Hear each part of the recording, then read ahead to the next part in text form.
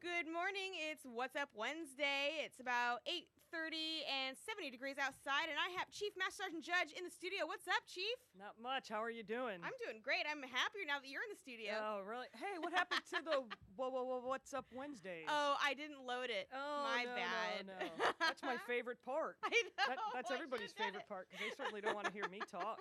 So, well, how's So- things going? Oh, great. I'm Awesome. loving it in here. I did a mock PT test yesterday, and I was pushing out my push-ups, and I'm really feeling it today because I'm like really tight in my Ah, chest and my arms. well, good. Yeah. Good. Feels Alrighty. good, though. You know, you worked yourself really hard if you're feeling it the next day. Right. That's So, good. Yeah, it's really good.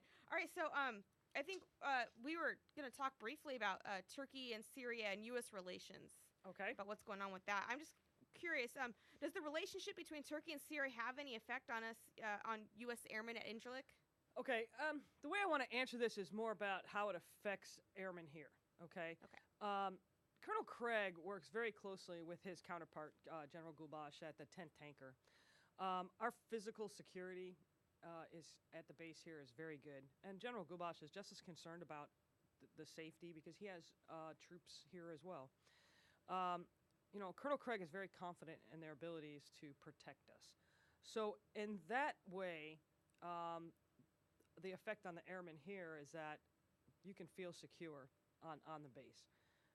And the relationship between Turkey and Syria, that's held kind of to a higher level than us. So Right. we just worry about our security here and the things that we can do to do better. Now, with that, Colonel Craig, one of his major concerns is force protection, and we try to balance. He tries to balance complacency with panic. So we don't want to be too complacent, meaning that, oh, well, nothing's going to happen. Right. But at the same time, we don't want to put any kind of fear that we're in any kind of danger here, okay? So what does that mean for airmen? Well, here's what you can do. Be aware of your surroundings when you're off the base. Dress conservatively. Don't bring attention to yourself. Report things that look suspicious. Always travel with somebody. Always let someone know if you're leaving the base, and let somebody know where you are, so that if something would happen, we would at least know where you are. So I think if we take those precautions and be a little more vigilant of our surroundings, we're perfectly safe here. And I can tell you that even on the alley, the businessmen, they don't want trouble on the alley. So they're also looking out for us because they want our business and they want us to come out there. So they want it to be as safe as possible too. So we do have a lot of allies in the area, and the Turkish people, they're very gracious. But like any country, including our own, there's people out there that want to do bad things to people. So there was a security warning that came out from the consulate, and you know what? It basically says the same thing: remain vigilant and aware of your and be aware of your surroundings. So I thought that was pretty funny that we were just talking about this, and this security thing came out. One of the other things I thought that was interesting in the security note is that it said that you should maintain a modest and respectful demeanor. And I thought that was pretty interesting. But you have to understand, this is the country is 99% Muslim. We have to respect that, and we should always be polite to our host nation, no matter how frustrating it can be with language barriers or different customs. We always need to be respectful and keep a low profile. I think that's our big thing.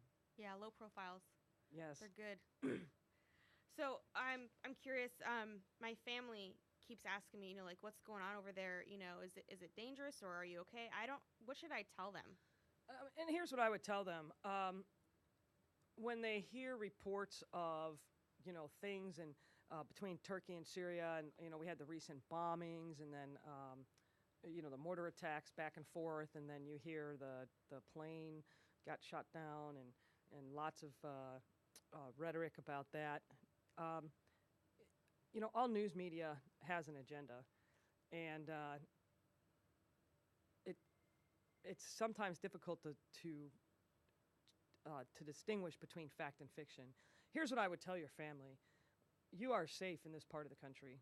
You know, do we have heightened awareness? Well, sure, we have heightened awareness anytime we're, you know, in an overseas country, no matter where you are. So you need to tell them that you are safe, that the physical security on the base is very good, and do you feel unsafe being here or traveling?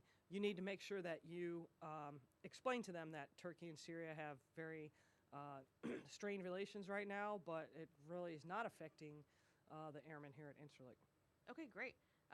So like, we hear a lot. You know, you hear it on CNN. You hear it from people who aren't even over here. You hear they're announcing the news, and there's so much news out there. How do we know what's real and what's not? Well, again, you know, all media has a certain agenda, and I'll give you a perfect example. We had F-16s here from another Turaf base. They were Turkish Air Force F-16s. And if you would have read in the media, you would have heard that, you know, we were staging for,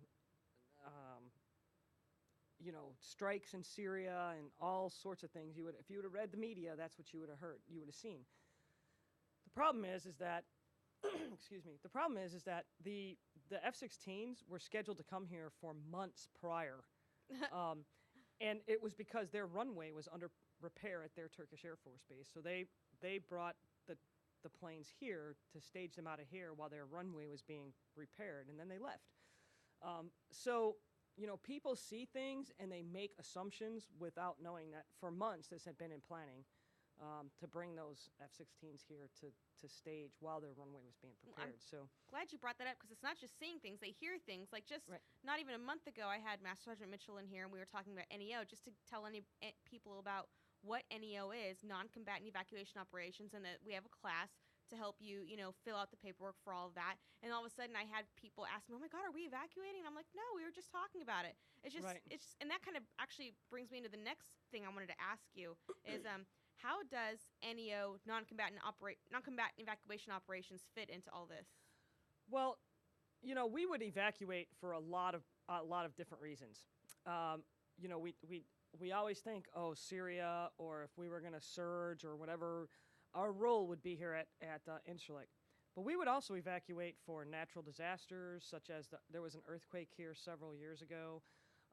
That's how we got all brand new Eagle housing. Ooh, nice. Because the earthquake. But we would evacuate for any reason. If we knew we were going to be losing power or water for an extended period of time, we might evacuate families. So the reason we're talking about it is because we think people need to be prepared. In other words, you know, does everybody know where their important documents are? Do they have a plan of where their family would go in the United States? You know, do they have enough? You know, do they have a little reserve cash for incidentals right off the bat until we can get those financial payments caught up or whatever? You know, are we thinking ahead? And here's the thing: you have to have a NEO plan at every overseas base. So it's not just, you know, here in Turkey. If you're stationed in Hawaii, you will have a NEO plan. When I was stationed in the panhandle of Florida, we had to have a NEO plan. We had a thing called an Aunt Sally address. And your Aunt Sally address was, hey, if they were going to evacuate due to hurricane, tropical storm, or whatever, where are you going? Right. So you had to already, and I was an unaccompanied single airman at the time, and here I had to have this whole plan written out for my first sergeant, and I was stationed in Florida. So, because if I had to evacuate, where was I going to go? What was my plan? You know, how was I going to get there? You know, because you don't want people to say, well, I'm going to go to New Orleans, you know, from the northwest panhandle of Florida, because you're probably not going to be able to get there. You know, so you're going to go north. Well, where are you going? You just can't drive until you find something. So, you know, so what was the plan? And remembering that not only was the military evacuating from Florida, but also all the residents. So I don't want people to be afraid of NEO. Basically, it just means we want you to be ready and make sure you have a plan.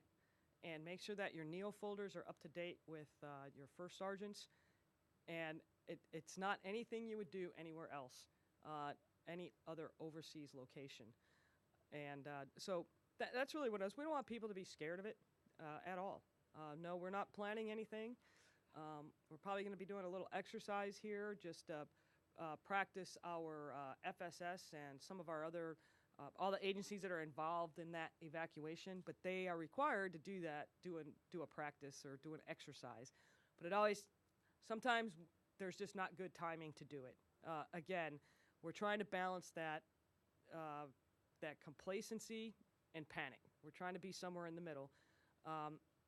And part of us being good at evacuating people is to practice it.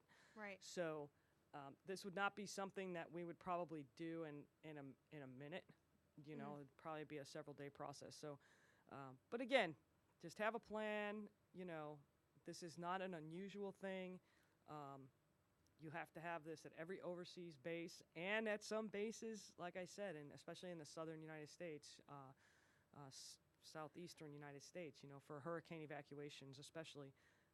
So it's not anything new. So I would tell people not to panic, but at the same time, you know, it never hurts to every now and then, you know, check your documents, just like you check your smoke detector. Prepare for the worst. That's right. But hope for the best. That's right.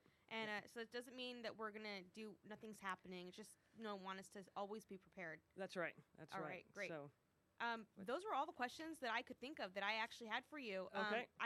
I welcomed people if they had a good, serious, appropriate question to go ahead on our AF and Incirlik Facebook page, but nobody posted any questions. Nobody posted anything? They had their chance to ask you, Chief. They're not listening. I'm telling you, you know, so, but no, it's all good. It's okay. I think they're listening. I hope they're listening. Yeah.